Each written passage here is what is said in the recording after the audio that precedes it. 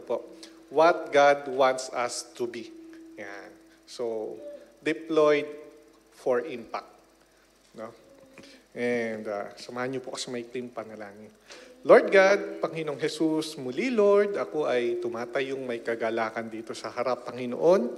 At ganun din Lord, tumatayong may kapakumbabaan po, Panginoong Jesus. Wala po akong talino, Ama.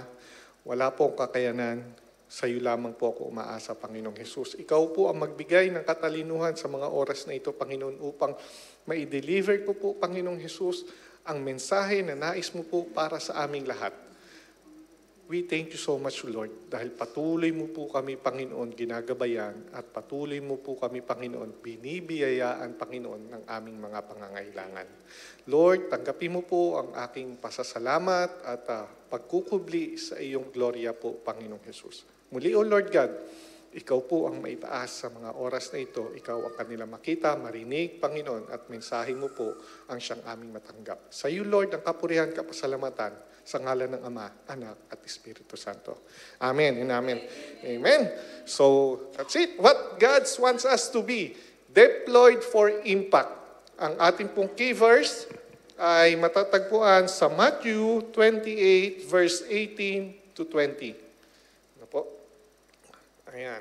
So, actually, the verse na ating key verse for today, verses is 18 to 20.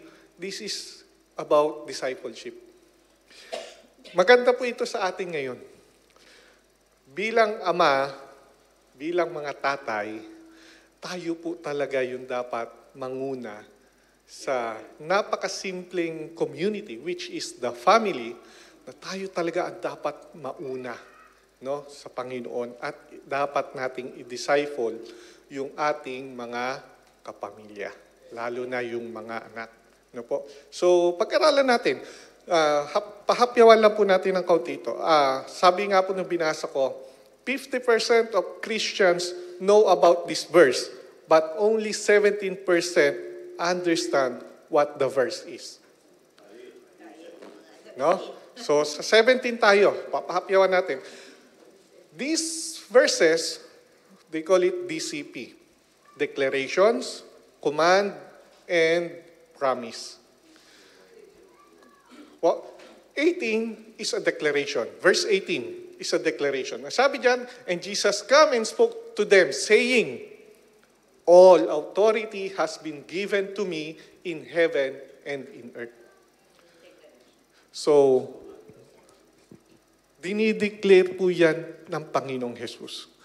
No po? That was the last part na ng Matthew, book of Matthew. No po? Kaya, Jesus Himself declares the authority has been back to Him. No po? So, the godness and lahat ng nararapat para sa Kanya ay naibalik na po sa Kanya sa mga oras na yan. No po?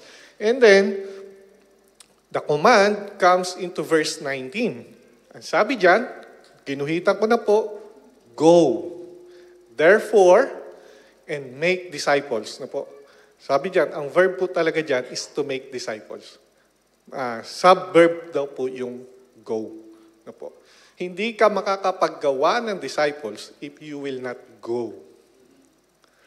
Amen? So, pinapahintulutan ng Panginoong Jesus. Ang sinasabi niya dyan, go. Start ka na. Humayo ka. At gawin mong disipulo ang lahat ng mga bansa. Amen? Sabi po dyan, go therefore and make disciples of all the nations, baptizing them in the name of the Father and of the Son and of the Holy Spirit. That is command galing kay Jesus. No po? Then, this is the promise that follows. The last verse of the book of Matthew. Teaching them to observe all things that I have commanded you. Ano sabi ni Jesus? Turuan ninyo silang sumunod sa lahat ng iniutos ko sa inyo. No? So, ibig sabihin, ano yung inutos sa mga disciple? sasabihin ng disciple ngayon sa mga susunod na edad, i-disciple niya rin na sundin, hindi yung disciple, kundi yung inutos ni Jesus. Amen? So, isa sa promise niya po dyan, I am with you always, even to the end of the age. So, ibig sabihin, at all times, until meron tayong mundo, Jesus is with us. Amen? Hindi niya tayo iiwan. No po? Minsan may sinasabi sila, yung iba, yung utos na yan ay para sa mga disciple. Disipulo niya. Ngayon, ang tanong, ito ba'y utos din sa atin? Amen. So, ito po yung susi niyan para sabihin natin, yes, this is the command until up to this time and up to the coming time. Why?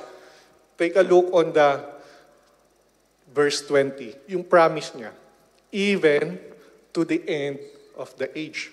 Hindi niya sinabing to your age doon sa mga disciple. Ibig sabihin, up to this time, kasama natin ng Diyos at nais niya na yung inuutos niya before ay mapakinggan pa rin sa hanggang ngayon at sa mga susunod pang panahon.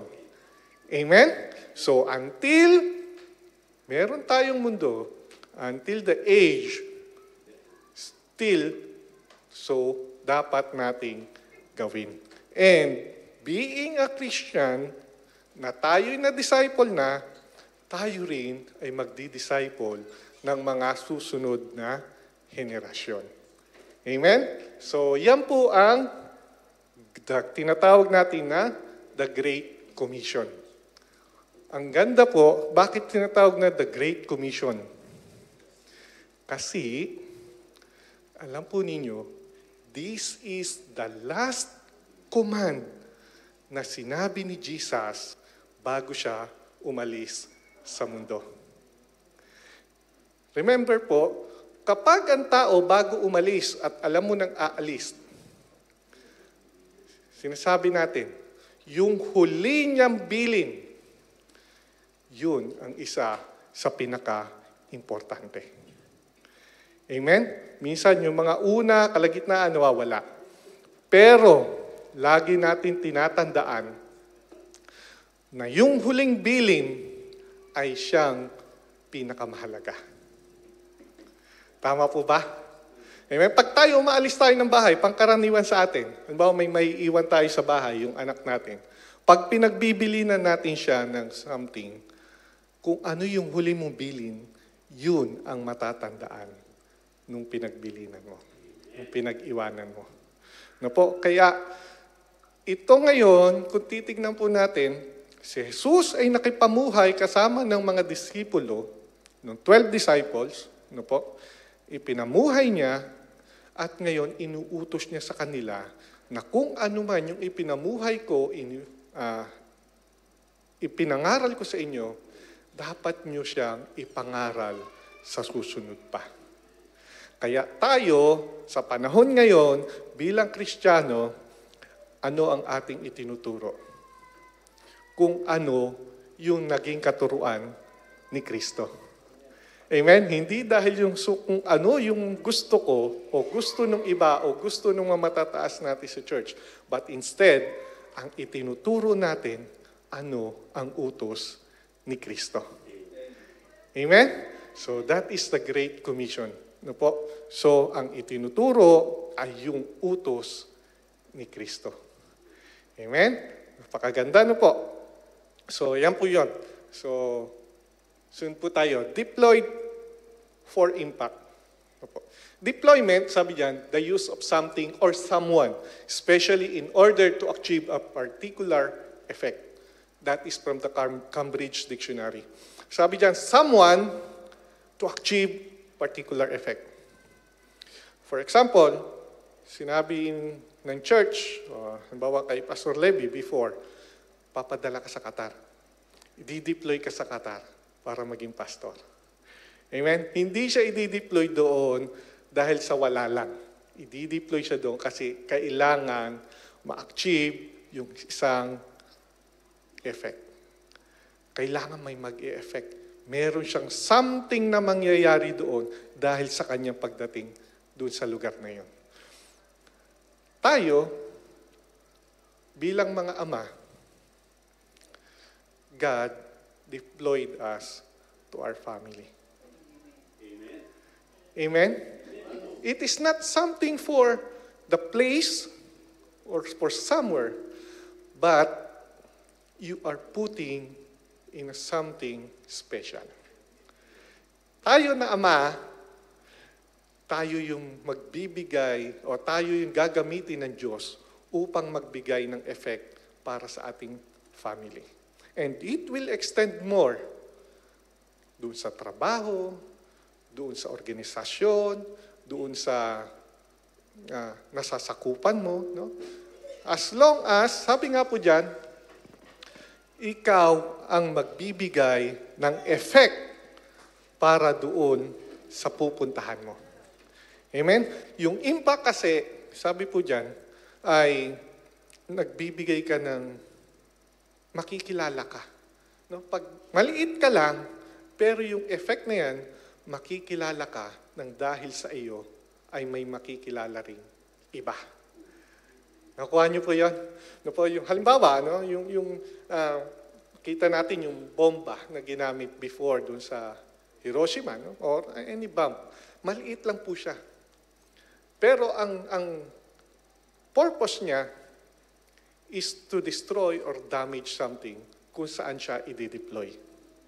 Amen? Magbibigay yan doon ng effect. Maliit lang siya. Pero ang pinaka-effect talaga nun, it's not because of being small, but the effect na mangyayari doon sa pagdadalhan sa iyo. It is same thing for us. If we're going to be sent somewhere or to somebody, no, ikaw ang ginagamit ng Diyos para magbigay ka ng mensahe doon sa pagpapadalhan sa iyo. Amen?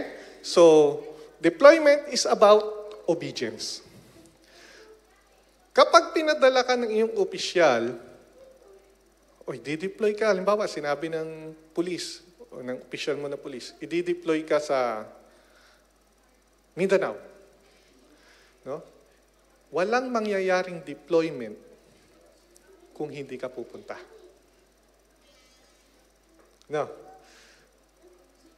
Yung deployment sa atin bilang mga tatay o bilang mga nanay o bilang mga anak, walang mangyayari dyan kapag hindi ka susunod. Amen? Hindi po mangyayari yun. Sabi po dyan, God knows what is the best for us.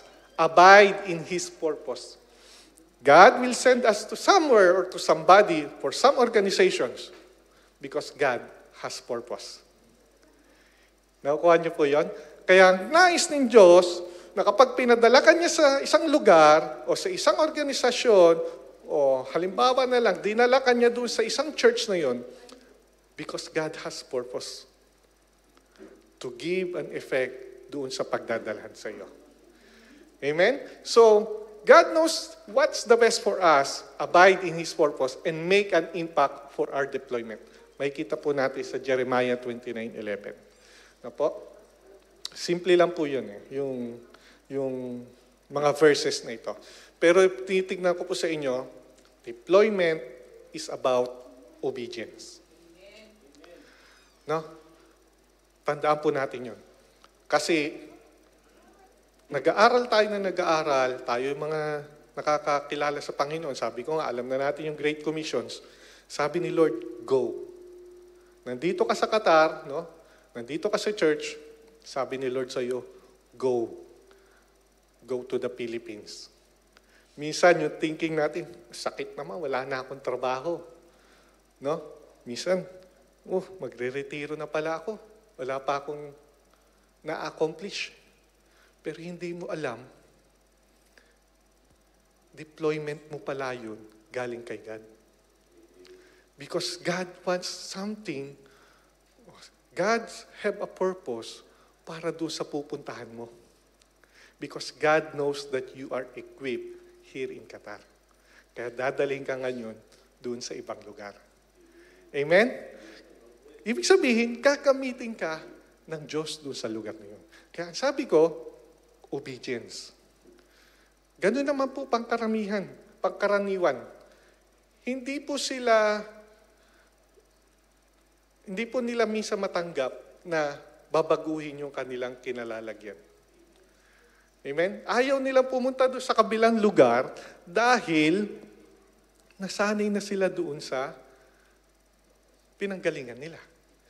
Ang sabi, you must work out of your box. No. You must disciple somebody. Nandun ka na lang sa church na yon. Wala ka na nadi-disciple, Hindi po ba? Gamit ka na sa church na yon. Tapos, nung aalisin ka ni Lord doon, iisipin mo, sakit naman, ganito, kasi sanay na ako doon. Alam ko na yung galawan doon sa church na yon. Pero tandaan natin, hindi ka dadalhin ni Lord sa isang lugar nang wala siyang purpose para sa iyo. Amen? Kaya napakahalaga ng deployment. Ngayon, binibigyan natin ng diin, sumunod ka. Magtiwala ka sa Diyos. Amen? At anumang kadahilanan, anumang kaparaanan, aalisin ka ng Diyos sa isang lugar para gamitin ka niya sa pagdadalhan niya sa iyo. Amen? Tingnan po natin yung Jeremiah. God knows what is the best for us, abide in His purpose, and make an impact for our deployment. Jeremiah 29:11. Sikat na sikat. Lahat po na ginamit ko dito ay yung mga sikat na verse. For I know the plans I have for you, declares the Lord. Plans to prosper you and not to harm you. Plans to give you hope and future. Sometimes niisip natin, ang hirap pumunta doon.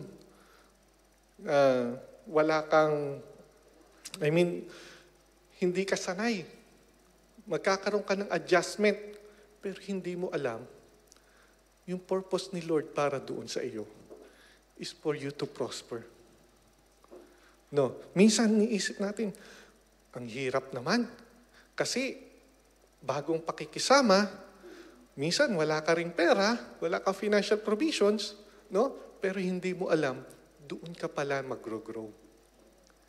No, doon ka pala magkakaroon ng development sa iyong pagkatao. Doon pala made-develop yung spiritual life mo towards Jesus. Amen? Tatanggalin ka talaga ni Lord. Napansin niyo yun? Tatanggalin ka ni Lord kung saan ka komportable. Bakit? Gusto ni Lord mag-grow ka. Amen? That's why we have the deployment. So, anuman yung pupuntahan mo, anumang kaparaanan o dahilan kung bakit ka pupunta sa isang lugar. Kung babalik ka man ng Pilipinas, pupunta ka ng ibang lugar, tanggapin mo yun, manampalataya ka sa Diyos na yun yung nais ng Diyos sa iyo. At manampalataya ka na merong magandang plano ang Diyos para sa iyo. Amen? That's why plans to prosper you. Yun yung nais ni Lord. Amen? Tingnan natin Romans 8:28. Ito, maraming may gusto po dito eh. Actually, 29 po yan. Sinama ko po yung 28. No po, sabi diyan, and we know that in all things, God works for the good of those who love Him, who have been called according to His purpose. Kita niyo po yon? Sabi ko, tatawagin ka ni Lord, dadalhin ka ni Lord sa isang lugar dahil meron siyang purpose. Sabi niya diyan, all things God works for good for those who love Him, who have been called according doon sa purpose ni Lord sa iyo. Minsan, nakatingin tayo kung ano lang yung abot lang ng ating kaisipan. Discomfort, yung disadvantage, no? Kasi pinaka-ano po talaga is yung comfort of life. Lahat naman tayo gusto natin ng comfort of life. No po. Pero, sabi nga, God has different ways. Hindi siya tulad ng pag-iisip ng tao. He has His own ways para sa iyo. Ang kailangan mo, manampalataya. Amen? Sabi po dyan sa 29, for those God foreknew, He also predestined to be conformed to the image of His Son. Ito po yung maganda kasi dyan. That He might be the firstborn among. Yung 29 po. kung bakit kanya gustong umalis o dalhin doon sa ibang lugar, no? Kahit na mahirap, pero siya naman yung magtatagpi-tagpi na lahat. Bakit? Ito po yung pinakamaganda. For those God foreknew, alam ng Diyos, no? He also predestined to be conformed to the image of His Son. Pinaka-purpose ng Panginoon Diyos. Yung maging conform tayo to the image of His Son. Yung maging katulad tayo ni Kristo. Hindi about doon sa financial, hindi about doon sa status mo sa buhay, hindi doon sa skills mo o doon sa talents mo, but to be conformed to the image of Jesus Christ. Yun ang pinakanais ng Diyos. Bakit tayo may deployment? Amen? So, yan po yung magaganda po dyan. Bakit kailangan natin sumunod? Kasi merong mas magandang purpose si Lord sa atin sa pagsunod sa Kanya. Amen? So, tingnan po natin yung God knows what is the best for us, abide in His purpose. There are two good characters in the Bible na dineploy ni Lord. Opposite po silang dalawa. First is yung mamaya pa pala. This is for the purpose. This is what the Lord says, your Redeemer, the Holy One of Israel. I am the Lord your God, who teaches you what's the best for you. Continuation po ito yung kanina. Who directs you in the way you should go. Kaya kung makikita po ninyo, sinasabi dyan ni Lord, ako yung inyong Diyos, alam ko kung ano yung the best para sa iyo. Ididirect kita, dadalhin kita doon sa kung ano ang dapat para sa iyo. Hindi niya sinabing comfort ka, hindi niya sinabing advantageous ka, hindi niya sinabing mahirap ka, basta ang sinabi niya, directs you in the way you should go. Kung yun ang dapat mong daanan, kasi yun yung best para sa iyo. Amen? Mahirap man yan o madali, kung doon ka dapat, doon ka talaga dadalhin ng Diyos. Tulad na sinabi ko kanina, yung purpose niya is to conform to the image of Jesus Christ. Amen? So, yan. So, God didn't promise for easy life for your deployment. Instead, He promised that He will be with us wherever we go and until the end of time. Yan nga po yung sa 20 kanina. Nga po, pag dineploy tayo ni Lord, kung saan man tayo dadalhin ng Panginoon Diyos, the promise niya sa atin, nga po, na hindi niya tayo iiwan kahit kailan. At anytime, hindi ka niya iiwan. Kaya, hindi ka makakapagtanong sa Panginoon Diyos kung alam mo yung pangako ng Panginoon, hindi mo siya matatanong, nasaan ka, Lord, ngayong naghihirap ako? Amen? Dahil kung alam mo ang promise ni Lord, lagi mo siyang pangahawakan. Na kahit mahirap, no, alam mong kasama mo ang Diyos. Amen? Na kahit nakasaganaan, alamin mo at tatandaan mo na kasama mo pa rin ang Diyos.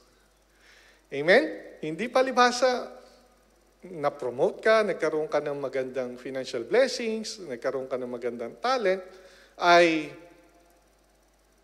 you are at your own. Hindi pa rin po ganun. No? Alalahanin mo, kasama mo pa rin ang Diyos. Amen? Tagumpay man o pagsubok, kasama natin ang Diyos. Kaya nga, God with us. Amen? So, yan po. So, Hebrews 13:5, sabi niya, keep your lives free from the love of money and be content with what you have. Because God has said, never I will leave you, never will I forsake you. Kapag dinala ka ng Panginoon sa isang lugar o pinagdalahan ka sa akala mo mahirap, lagi mong tatandaan, hindi ako iiwan ng Diyos at hindi ako ipapahamak ng Diyos. Amen? So, tatandaan natin palagi, ah, yung pananampalataya natin, palakasin natin, at patuloy nating patatagin at tatandaan natin yung promise ni Lord. As long as you abide in His purpose, panghawakan po natin yung verse na yan, na hindi ka ipapahamak ng Diyos saan ka man dalhin. Amen? So, napakaganda po niyan. Medyo saglit lang po itong message po na ito. So, ito po yung sinasabi ko kanina. Deployed for impact. Deployment of Abraham, there are two good characters in the Bible na dineploy ng Panginoon at they are contrast when it comes to their obedience. First, si Abraham. The second one, Jonah. Tama? Sabi dito sa Genesis 12:1-4, nung deployment ni Abraham, ang sabi ng Panginoon, nilagyan ko na po ng kulay yan, the Lord has said, si Lord ang nag-utos. Amen? To Abraham, go from your country, your people, and your father's household to the land I will show you. Alam ba ni Abraham kung saan yung eksaktong lugar? Hindi. I will show to you, sabi niya. No? Tapos sa number 2, ito yung purpose ni Lord, sinabi na sa kanya. I will make you into a great nation and I will bless you. I will make your name great and you will be a blessing. No? Although hindi alam ni Abraham kung saan siya dadalhin, ang sinabi lang sa kanya, umalis ka dyan, pumunta ka sa ituturo ko sa iyo. Tama? Gagawing, sabi niya dyan, I will bless you, sabi niya. I will bless those who bless you, and whoever curses you, I will curse. And all the people on earth will be blessed through you. No? Sa pamamagitan ng paggamit ng Panginoon kay Abraham, yung mga tao ay pagpapalain ng Diyos. Hindi po ba kapag kilala mo ang Diyos, magiging humble ka kasi, thank you Lord, ginagamit mo ako. Hindi ba? Thank you Lord, part ako ng wonderful works na ginagawa mo sa mundo. Amen? So, ang sabi dyan, sa number 4, yan na ngayon yung reactions ni Abraham doon sa deployment sa kanya ng Panginoon. So, Abraham went. Sumunod si Abraham. Hindi niya alam kung saan. Pero sumunod siya. No. Kung tayo po si Abraham, ano po ang iisipin natin? Susunod ba tayo o hindi? No? Alam mo ba na yung pupuntahan mo, mahirap o madali? Pero dahil meron kasalita ng Panginoong Diyos, you're thinking, yung pupuntahan ko ay madali. Bakit? May kasama kang Diyos eh. Amen? Halimbawa, at modern times at this time, hinabi, PIC Jonathan, pupunta ka ng Canada. No? Sinabi, no? Tatanggapin ka ni Pastor Jonathan. No? So, hindi mo alam kung mahirap o madali doon. Pero palibhasa inutos sa iyo, ang magiging thinking mo, magiging madali yun. Bakit? Galing sa Diyos eh.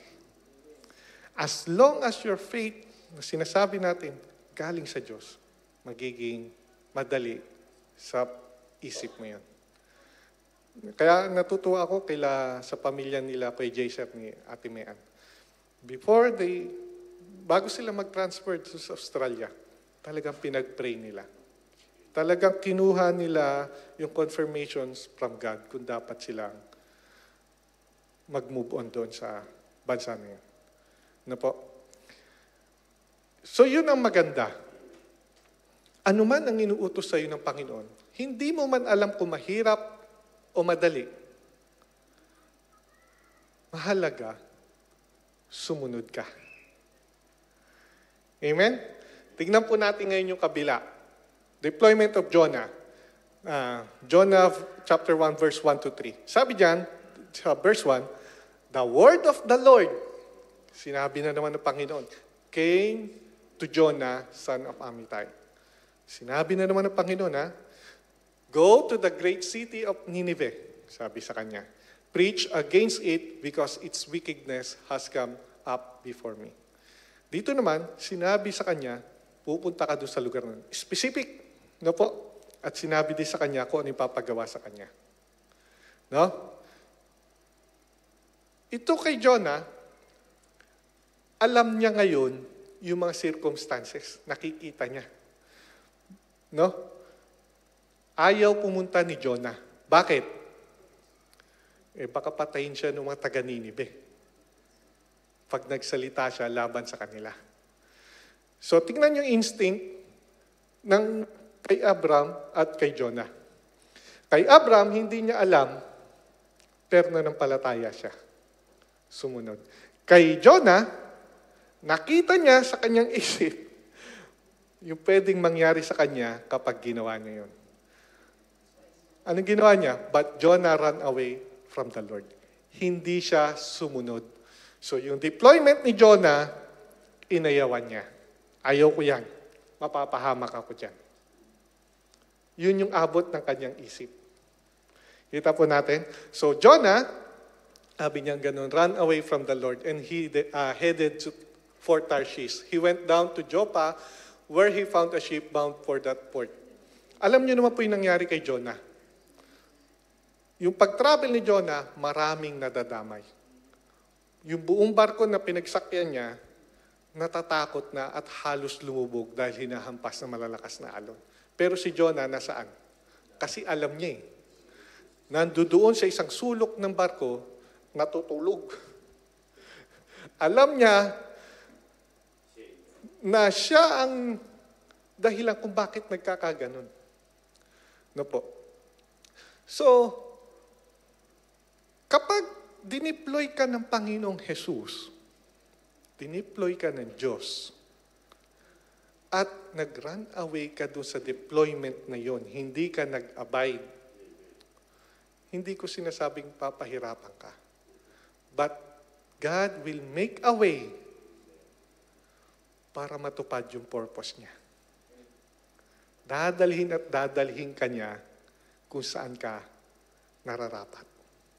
Amen? Kaya kanina, yung sinabi natin na, saan ba yun yung sabi ko na hindi mo alam na kung yung pupuntahan mo mahirap o madali. Pero, sabi po diyan kasi, Jonah ran away, pero yung hirap na dinanas niya. Sinubukan niya pa rin takasan ng Panginoong Jesus at ang Diyos. Anong ginawa sa kanya? Nilaglag siya sa barko. No? Mahal pa rin siya ng Diyos. Hindi siya hinayaang malunod. Pinakain siya sa pating. Sa malaking isda. No? At doon, hanggang sa ma-realize ni Jonah na meron siyang pagkakasala sa Diyos. At kailangan niyang sumunod. Kung titignan po natin, yung purpose ni Lord doon sa buhay ni Jonah, hindi para lang sa kanya, kung hindi, para doon sa ilang libong naninirahan sa Ninive.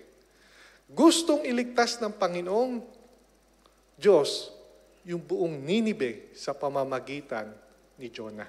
Kaya nga sabi ko, your deployment is being part of the great work of God. No po? So, kung saan man tayo dideploy, ay dapat maging obedient tayo sa Panginoon. Amen? So, kaya tinuturo kanina, deployment is about obedience. No, kailangan mong sumunod. Dahil sa kahit anong paraan, pag ginamit ka ng Diyos, pag tumanggi ka, mas mahirap. Pag sumunod ka, kahit mahirap, puno ng pagpapala. Amen? So, maglalaro po tayo. Ano po? May papakita ko ditong company or entity, logo. Tignan natin kung saan siya sikat. No? Lakasan yung boses nyo. No? Yung mananalo, may empanada galing doon sa tita ko.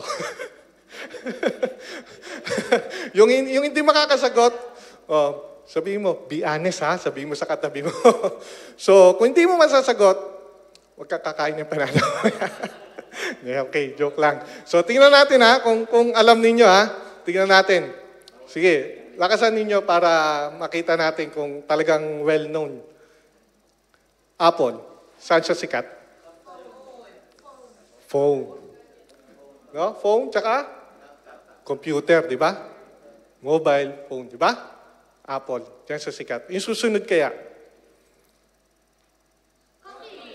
Coffee. Ba? Magagaling. Mukhang mauubos yung empanada mo. No? So, coffee. Diyan sikat yung Starbucks, no? Susunod natin. Banco de Oro. Banking, di ba? Sa mga loan, di ba? pag nakita natin yung video kagad, may papasok agad sa isip mo.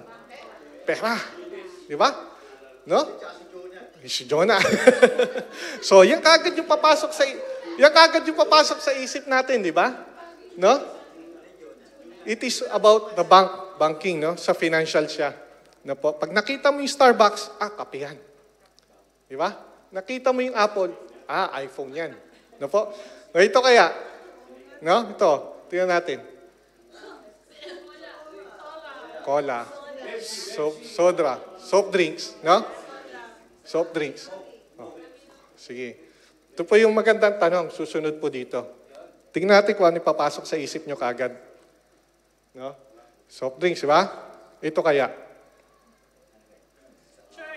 Christian. Biglang humina, no? Resurrection, no? Bakit? Sabi nga po nung napanood ko po si Dr. Peter Tanchi, that is the problem nowadays. Even the Christian himself, there's no taglines for him. Pag sinabing Christian. Christian ka, ano ka? Pagka tinanong iba, Christian yan. Yan yung hindi umiinom. Yan yung pataas-taas yung kamay. There's no such firm words na para sa atin. Di po ba parang nakakalungkot? Di ba? Christian ka, anong taglines mo pag nakita ka sa kalsada? Banal, no? Parang hindi naman. Tama ba? No? Parang ang hirap, ano po. So, being a Christian, wala ka talaga pag nakita ka Kristiyano yan. Di ba dapat parang mabait yan? Di ba? No? Save yan. Parang ganun dapat, di ba? Pero wala walang iisang salita, ano po. So, nakakalungkot lang po na wala talaga. Sabi kaya nga pagdating doon, yan. No po. Meron kasing mga side comments, iba't iba. Walang permanent. Hindi katulad, sabi natin, Starbucks, coffee yan. Video, bangko yan. Pag Christian, ano yan?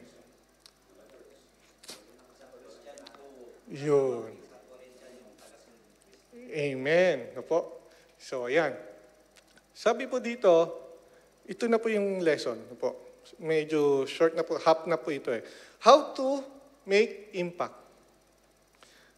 Okay, dineploy na tayo. Alam na natin, deployment. No? Dadalhin tayo sa ibang lugar.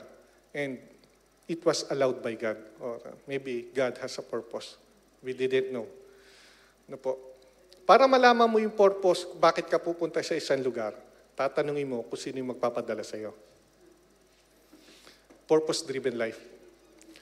To to know your purpose as your Creator. Amen? To know your deployment as who deploy you. Tama po? Ang sabi po dyan, para magkaroon ka ng impact doon sa pagdadalhan sa iyo, kailangan mo maging role model. Ano po? Halimbawa lang, si Camino, halimbawa, no? Uwi siya sa Pilipinas. Tanggap niyo na sa kanyang puso, nais na ng Diyos na magpahinga ako. Nais ng Diyos na doon na ako sa Cebu. Para magkaroon ng impact doon, Kuya Minyong, kailangan mo maging role model doon sa mga dadatnan mo. Doon sa mga dadatnan natin.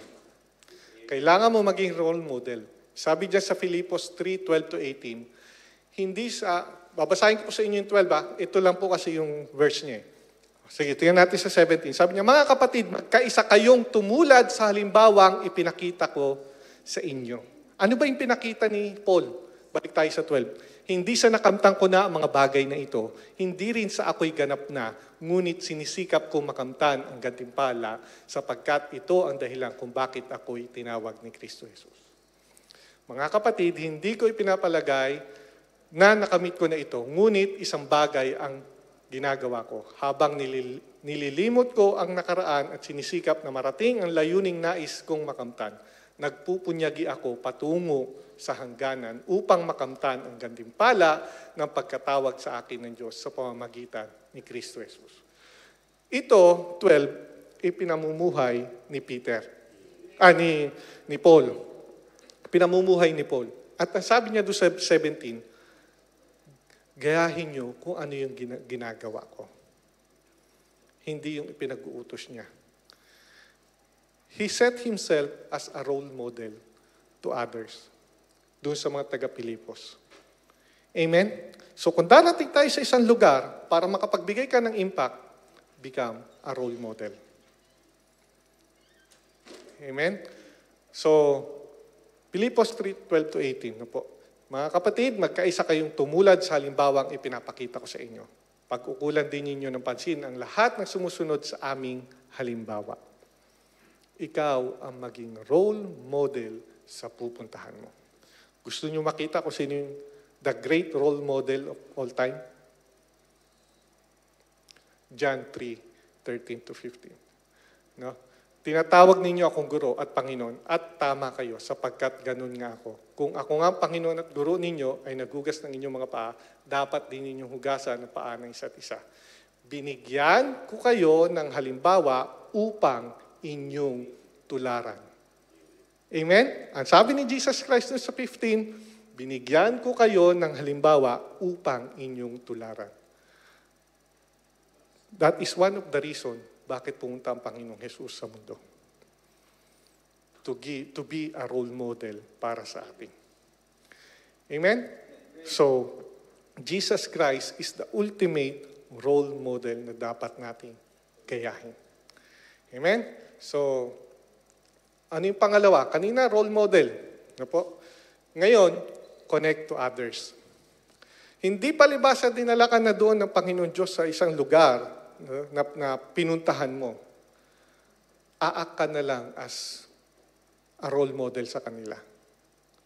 Kailangan mong kumonekta sa mga tao na inabutan mo sa lugar na yan. Amen? Being a father, hindi lang tayo palaging trabaho ng trabaho. Hindi lang nagpro-provide tayo palagi sa pamilya. Kailangan din natin ng face-to-face communication sa mga anak natin. Kaya meron tayong bakasyon. Kaya pag nagbakasyon, ang isang tatay hindi inuubos sa kung saan-saan, kundi sa pamilya. Amen? So, dineploy ka ni Lord for you not just to become a role model, but to connect to those people that God wants to have effect for their lives. Amen? Diba nais ng Diyos, kaya kanya dineploy doon para magbigay siya ng effect doon sa tao na yun. Ikaw yung ginagamit ni Lord. Amen? So, sikapin din natin gisingin ang damdamin ng bawat isa sa pagmamahal sa kapwa at sa paggawa ng mabuti. Huwag nating kaliligtaan ang gaya na nakasanayan ng iba. Sa halip, palakasin natin ang loob ng isa't isa, lalo na ngayong nakikita nating malapit na ang araw ng Panginoon Diyos. Sikapin natin, sabi niya, palakasin ang loob ng isa't isa. So, tulad dito sa church, we are connecting ourselves to each one of you. Amen? Kaya si pastor, busy. Yung mga pastors natin. Bakit? Kahit nga doon sa simple transport lang, inaasikaso pa yan. No? Meron touch talaga nung pagiging tatay ni Tito Levy, nila pastor, Pastor Jonathan. Amen? So, yan po yun. Connect to others.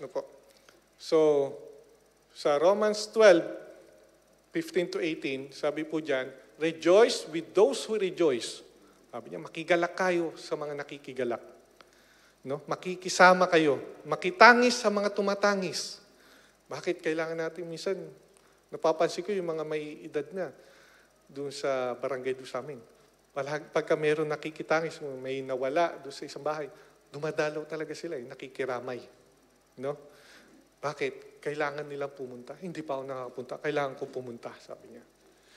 Huwag ka mag-alala kasi sa susunod, ikaw naman ang pupuntahan. Di ba? Amen? Ganun lang yun. So magkaisa kayo na sa loobin, huwag kayong magmayabang. If you are separating yourselves to other, thinking ng mga tao na nakapaligid sa iyo, mayabang ka. Amen? So, sa halip, makisama kayo kahit sa mga dukha. Hindi lang sa mga ka-level mo ikaw makikisama. Sa lahat ng antas, dapat marunong kang makisama. Amen? So, sabi diyan, sikapin ninyong mamuhay ng marangal sa harap ng lahat ng mga tao. Hanggat maaari gawin ninyo ang inyong makakaya upang mamuhay kayo ng mapayapa kasama ng sinuman. Yung iba kasi, nang-aaway pa. Diniploy ka na, mang-aaway ka pa ng kapitbahay. No? Kung nagbakasyon ka na galing sa Pilipinas, mag-aaway pa kayong mag-asawa. No? So, nakakalungkot. Sabi nga dyan, mapayapa. Mamuhay kayong mapayapa. Pagka yung asawa mo hindi mo kasundo, sigurado walang kapayapa.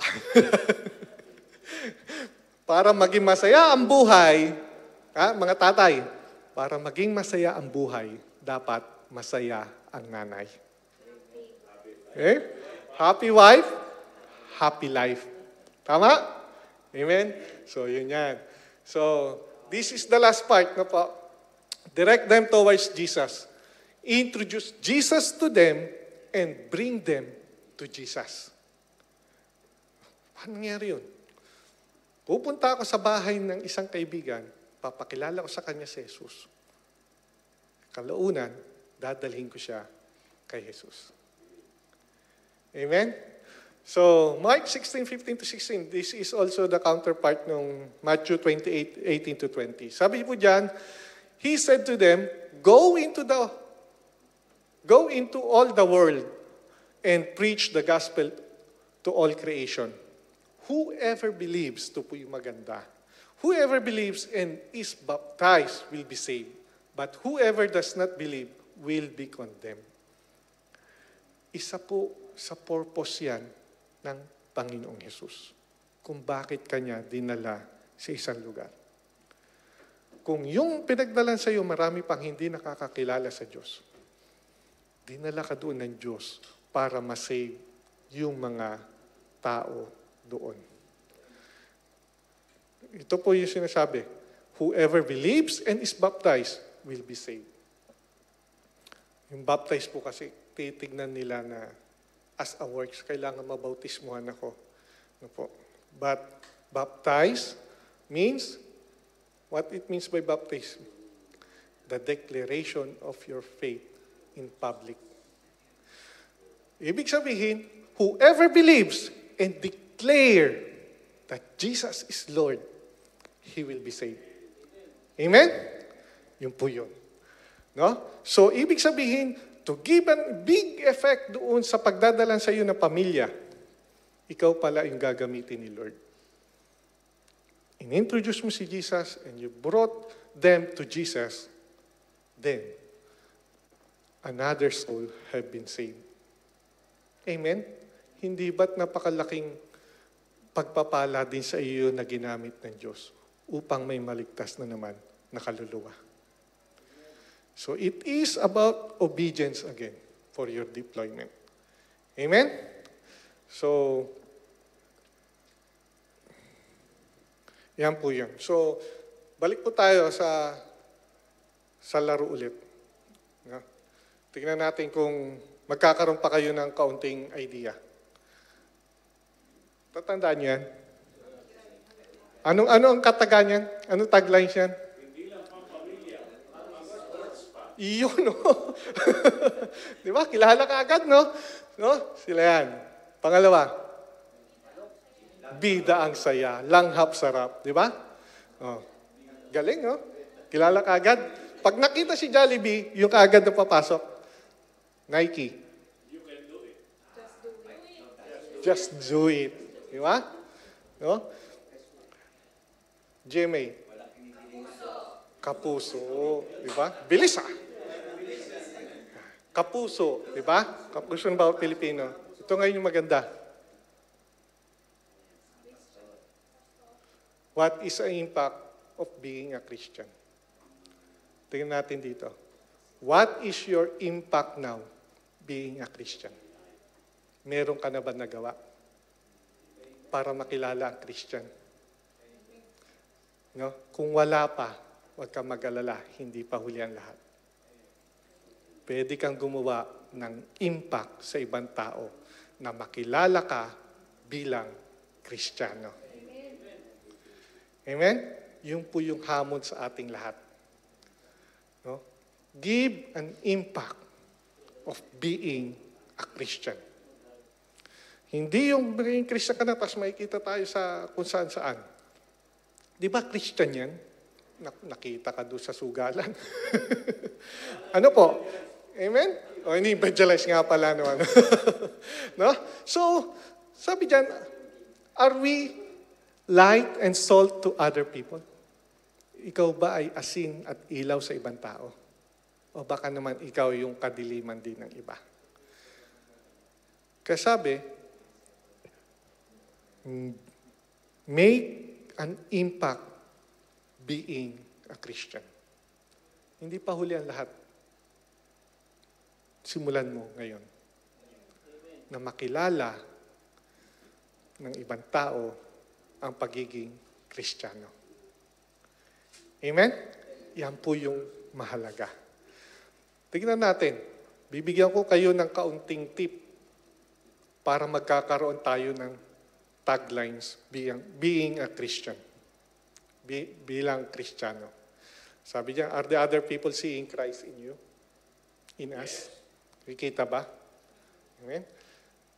The mark of true Christians, John 13:34-35. A new command I give you, love one another as I have loved you, sabi ni Jesus Christ. So you must love one another.